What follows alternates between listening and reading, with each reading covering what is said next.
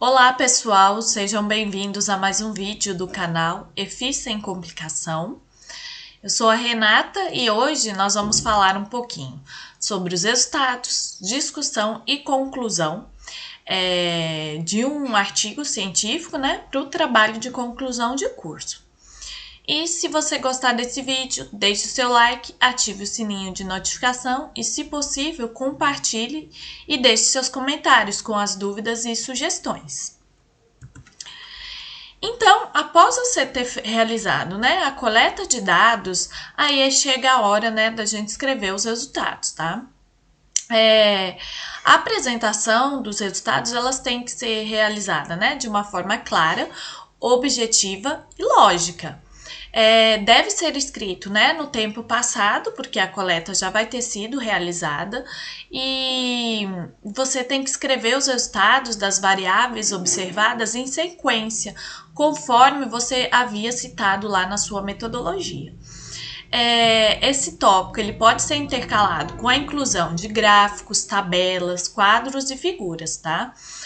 Lembrando que as figuras aí são desenhos, mapas, esquemas, fotografias. Os gráficos também, eles muitas vezes são chamados também de figuras. Nessa parte, você não tem que fazer suposição sobre os resultados que você encontrou, então a suposição, o porquê encontrou aquilo ou não, vem para a parte de discussão. E também nessa parte você não faz nenhuma conclusão, tá? Geralmente você inicia aí com a descrição da caracterização da amostra, devendo descrever as informações coletadas e as respectivas classificações segundo normas internacionais, se for o caso, Então, aqui eu peguei uma tabela do artigo intitulado Prevalência de Sobrepeso e Obesidade em Professores da Universidade Federal de Viçosa, que foi publicado na revista Fisioterapia em Movimento em 2011. Então, aqui na tabela 1, ele traz, uma análise descritiva aí das variáveis estudadas na amostra de professores, e a comparação aí segundo o sexo. Então, ele traz aí a média e o desvio padrão da idade, peso, estatura, enfim, de todas as variáveis, que foram coletadas no estudo. A confecção aí desse tópico, ela só pode ser efetivada após a coleta de todos os dados da pesquisa e a análise, estatística desses dados, tá? Então, enquanto eu estiver no processo de coleta de dados, eu não posso ainda iniciar a escrita desses resultados. E algumas pesquisas, elas costumam reunir os resultados e a discussão em um mesmo tópico. Porém, nem sempre isso aí é viável, tá? Principalmente para quem está pensando em publicação, a maior parte das revistas, elas pedem, o resultado separado da discussão. Então, só para a gente diferenciar, as tabelas, elas são aquelas estruturas, que apresentam os dados numéricos.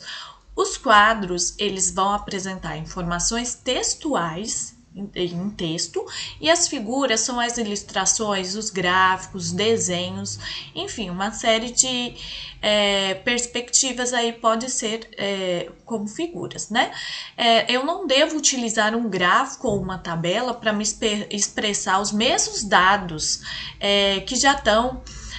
Se eu colocar os dados numa tabela, eu não devo utilizar um gráfico para falar a mesma coisa. E também, se eu já tenho um gráfico ou a tabela, eu não tenho que replicar toda essa informação no texto, tá? Eu tenho que optar sempre para a escolha de um desses.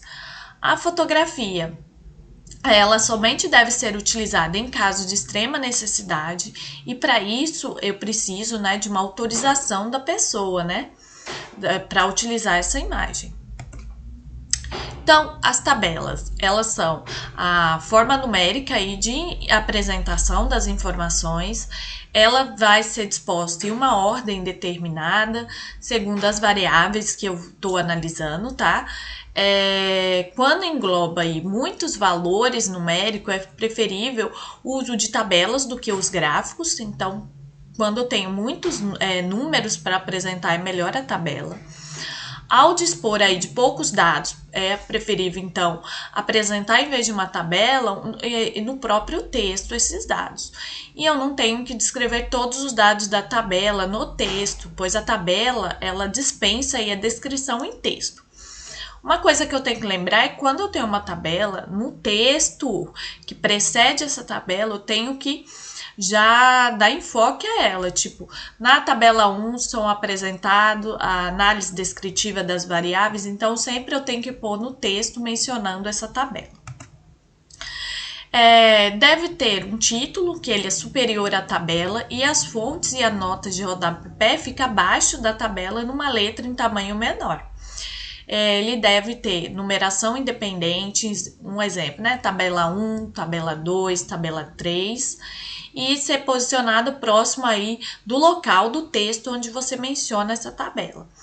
É importante apresentar as unidades de medida das variáveis. Então, por exemplo, o peso ou massa corporal, né, é em quilogramas, isso é a unidade de medida. E as tabelas, é importante considerar que elas não têm aqueles fios verticais das colunas, elas então são abertas. Então, aqui eu trago um exemplo de tabela, né, que eu já mencionei, né, que foi publicado na revista Fisioterapia em Movimento em 2011. Então, vejam que o título ele fica na parte superior dessa tabela, depois a tabela ela tem um cabeçalho, né, que deve ser claro, explicando o que é que vai ser analisado, e olha só a nota de rodapé logo embaixo dela, né, uma letra inferior. E é importante eu mencionar a fonte, né? Por exemplo, essa tabela, né, o autor colocou que era dados da pesquisa dele, né? Vejam que as tabelas, ela não tem, então, esses fios verticais que fecham essa tabela. O título da tabela, ele tem que apresentar, né, o que foi estudado, quais as variáveis que vão ser analisadas, o local onde o estudo ele foi realizado. Então, por exemplo, Viçosa, Minas Gerais, né, Brasil. E a época, né, em que o estudo foi realizado. Então, aqui consta, né, 2009. Quando a tabela ela for muito larga, né, mais do que a página, você pode usar o formato impressão, né, em formato paisagem, tá? E quando a tabela ela ocupa mais de uma página, eu tenho que ter em cada página o número da tabela, o título e o cabeçalho, tá? É importante, então, sempre colocar dessa forma. Os quadros eles são, apresentam a informação textual e eles têm uma numeração independente e consecutiva, semelhante à tabela, né? Então, é quadro 1, quadro 2, quadro 3, tá? E o título, ele tem que ser colocado também na parte superior dessa tabela. As fontes e notas de rodapé, elas devem ficar embaixo do quadro, né? Numa letra em tamanho inferior. E os quadros, a diferença dele é que ele tem os fios verticais das colunas. Então, aqui eu trago um exemplo de quadro que foi tirado da Sociedade Brasileira de Cardiologia, né? Publicado aí nos Arquivos Brasileiros de Cardiologia no ano de 2013. Então, vejam que o quadro ele tem, né, o seu título superior e ele tem esses fios verticais, né, o que fecha ele. E, além disso, vejam que ele apresenta aí informação em forma de texto. As figuras, né? As figuras, ela é uma forma de representação resumida dos resultados mais relevantes do estudo. Ela é composta por ilustrações, gráficos, diagramas, desenhos, fotos e etc., tá? E ela tem uma numeração independente e consecutiva, um exemplo. Figura 1, figura 2, figura 3, tá? O título e a fonte e notas de rodapé, eles têm que ser colocados, né? Na parte inferior dessa figura, tá? Lembrando que a nota de rodapé, né, e a fonte, ela vem em letra menor. E a ilustração, ela deve ser inserida o mais próximo aí possível de onde ela foi mencionada. Tem que conter nas figuras informações que chamem a atenção do leitor, e eu não devo descrever todos os dados aí da figura no texto, pois a figura ela dispensa aí a descrição em texto.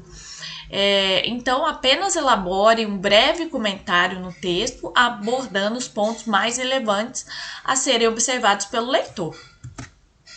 Então, eu trago aqui um exemplo, né, retirado do artigo Prevalência de Sobrepeso e Obesidade em Professores da Universidade Federal de Viçosa, que foi publicado na revista Fisioterapia e Movimento no ano de 2011.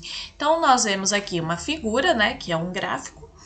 Logo abaixo dela, a gente vê o título dessa figura e abaixo, né, a fonte aí de onde foi constando, né, que esses dados, né, eles foram da pesquisa.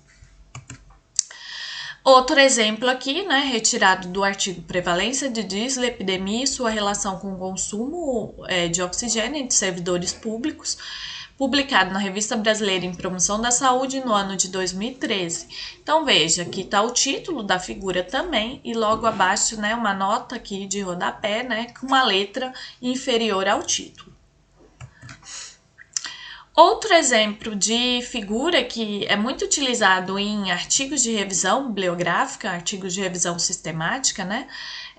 Foi desse estudo intitulado Efeitos do treinamento aeróbico contínuo e resistido na função endotelial mediada pelo óxido nítrico, uma revisão sistemática, que foi publicado na Revista Brasileira de Atividade Física e Saúde no ano de 2013, né? Então, essa figura aqui, na verdade, ela traz um fluxograma aí do processo de seleção dos artigos, né? Para constar aí nessa revisão. Então, eu tenho que pensar que eu tenho formas de apresentação diferentes em revisão narrativa e revisão sistemática, né? A revisão narrativa, ela não fornece aí respostas quantitativas para os dados levantados e os textos, eles são divididos em subtítulos de acordo aí com a abordagem do estudo, tá? Então, geralmente eu não tenho uma apresentação, né, grande de tabelas, figuras nesse tipo de revisão. Então, aqui tem um exemplo de uma revisão narrativa do artigo intitulado Efeito da atividade física no osso normal e na prevenção e tratamento de osteoporose, publicado aí na Revista Brasileira de Medicina do Esporte no ano de 2006. Então, a gente vê, né, que os resultados dessa revisão, né, ele vem apresentando aqui em subtítulos, né, em tópicos separados desse artigo. A revisão sistemática, por sua vez, elas podem fornecer dados quantitativos e os estudos, eles são agrupados de acordo aí com a semelhança entre eles. Então, aqui eu trago uma tabela tirada do artigo Efeitos do treinamento aeróbico contínuo e resistido na função endotelial mediada pelo óxido nítrico, uma revisão sistemática, publicado aí na Revista Brasileira de Atividade Física e Saúde no ano de 2013, né? Então, nós vemos que ele apresenta aí nos seus resultados tabelas, né? Então, tem uma tabela aqui apresentando o estudo, os indivíduos, o efeito encontrado, tá? E logo abaixo dessa tabela nós temos também, né, uma nota de rodapé explicando as siglas utilizadas na tabela. Então, agora vamos falar um pouquinho sobre a discussão e a conclusão desses resultados. Então, após eu ter elaborado aí o resultado, eu preciso, né, elaborar a discussão e agora a conclusão do meu estudo. Então, a discussão é a parte aí da monografia onde se deve fazer as argumentações sobre o assunto e eu tenho que escrever a discussão na sequência em que são apresentados os resultados do meu estudo, né? Nessa sessão, o autor ele tem liberdade para se expressar, porém, tudo é embasado em outros estudos, em que outros autores estão mencionando, tá? Eu devo realizar nessa sessão comparação dos resultados com obtido em outros estudos de outros autores, resultados, né, que tenham sido semelhantes ao que o autor do presente estudo obteve e que discordam também. Então, deve-se discutir todos os resultados encontrados e tentar encontrar também possíveis explicações para esses resultados que eu encontrei, tá? Então, aqui eu trago uma parte da discussão de um artigo intitulado, né, Associação das medidas antropométricas e de localização de gordura central, né, com os componentes da síndrome metabólica e uma amostra probabilística de adolescentes de escolas públicas, que foi publicado aí no ano de 2008. Então vejam que o autor, né, ele vem na discussão tentando achar, né, possíveis explicações pelo que ele encontrou. Então, nessa parte aqui, por exemplo, a associação independente de adiposidade total dos triglicerídeos com a circunferência de cintura verificada nos meninos já foi evidenciada em indivíduos adultos do sexo masculino. Então, ele faz comparação com outro estudo e tenta, né, explicar que essa associação ela pode estar relacionada com o aumento do tecido adiposo na região abdominal, que, favorecendo a resistência à insulina, intensifica aí a oxidação dos ácidos graxos livres no plasma. E assim por diante. É dessa forma que eu tenho que conduzir a minha discussão. Aqui também, né, esses são trechos do artigo intitulado Fatores de Risco em Estudantes de uma Universidade Privada, publicado, né, na Revista Brasileira de Ciência e Movimento, no ano de 2011. A mesma ideia, né? Então, o autor ele faz a comparação dos dados dele com a de outros estudos e tenta, né, achar aí possíveis explicações para esse resultado encontrado. Eu posso iniciar esse tópico da discussão apresentando os principais achados no primeiro parágrafo, é uma alternativa para me organizar minha discussão. Então, aqui eu trago um trecho do artigo de Costa et al. 2011, né, intitulado Combinação de fatores de risco relacionados à síndrome metabólica em militares da Marinha do Brasil. Então, vejam que no primeiro parágrafo da discussão, o autor coloca, né, qual foi o objetivo do estudo, e aí ele coloca os principais achados desse estudo. Então, ele coloca aí 3 principais achados, né? Isso vai auxiliar aí na condução da discussão do autor.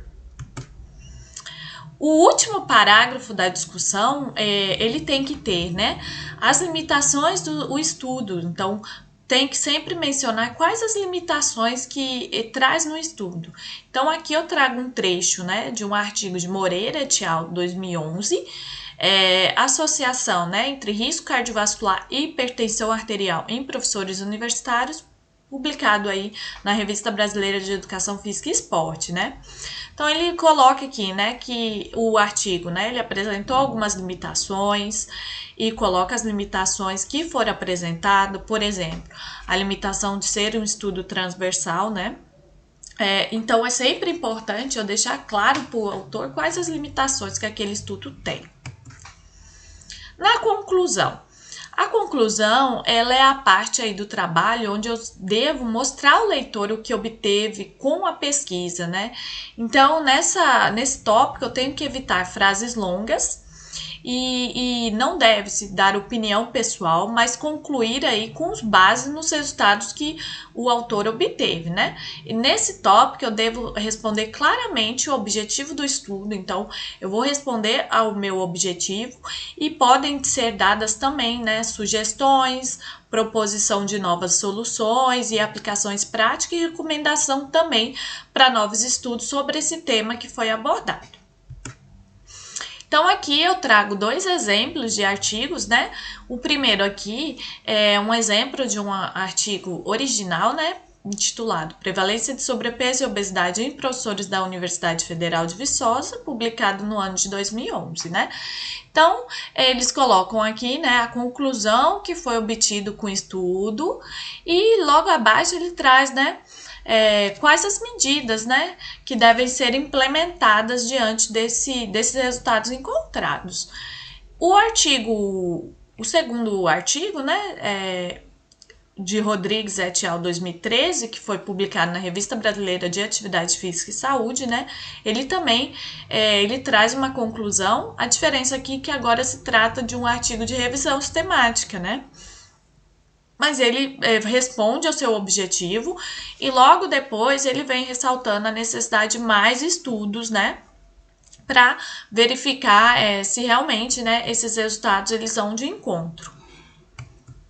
Aqui foram as referências utilizadas aqui para montar essa aula.